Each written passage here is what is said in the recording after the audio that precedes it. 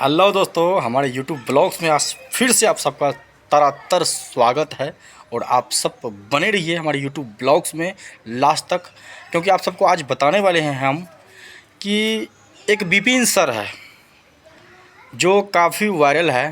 पहले सर थे, काफ़ी विद्यार्थियों को पढ़ाए, बहुत ही अच्छी बात है, शिक्षा दिए।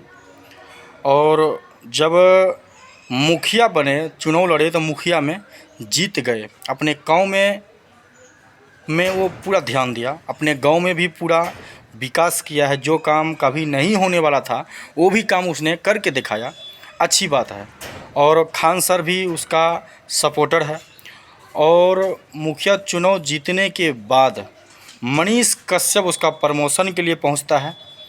अब 2 साल बाद मनीष कश्यप का जो विरोध करना उसने शुरू किया है वो विपिन सर है।